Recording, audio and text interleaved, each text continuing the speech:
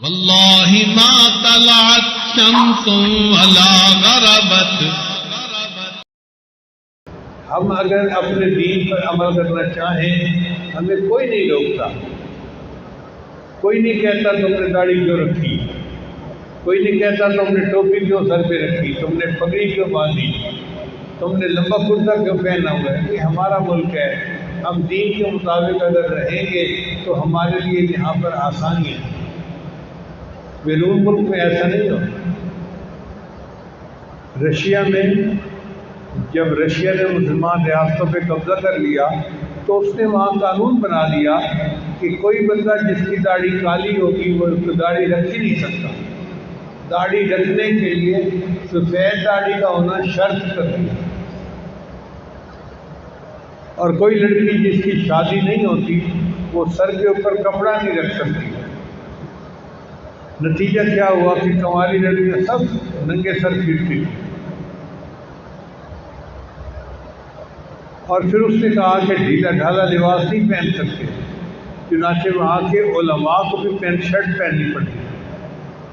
اب آپ بتائیے کہ عالم ہو اور اس کو قانون کی مجبوری کی وجہ سے داڑھی کٹوانی پڑے اور پینٹ شرٹ پہننی پڑے تو کیا دین کا مزہ آیا.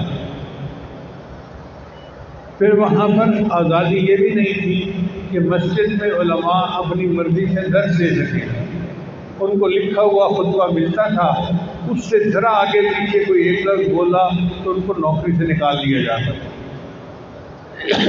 ہمارے اس ملک میں اللہ کی کتنی بڑی نعمت ہے، ہم اپنی مرضی کا عنوان لیتے ہیں اور اس کے اوپر اپنی جماعت کو، لوگوں کو اس کے بارے میں تفصیل بتاتے ہیں.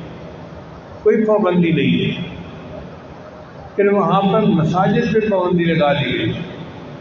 چنانچہ میں سن پیٹر برگ ایک شہر ہے رشیا کا، وہاں گیا تو مسجد کے ساتھ والے گھر میں مجھے رہائش کی گئی اور اس کے ساتھ امام صاحب کا گھر تھا. امام صاحب مسجد کو صرف 2 وقت کھولتے تھے، ظہر کے وقت اور عصر کے وقت. اس کے بعد بند کر کے گھر چلے جاتے تھے.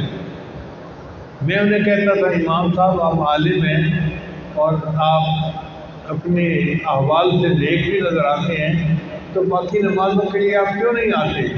اس نے کہا جی حکومت نے پابندی لگائی ہوئی ہے کہ مغرب، عشاء اور فجر اندھیرے کی نمازیں ہیں اور اندھیرے میں مسجد نہیں کھول سکتے.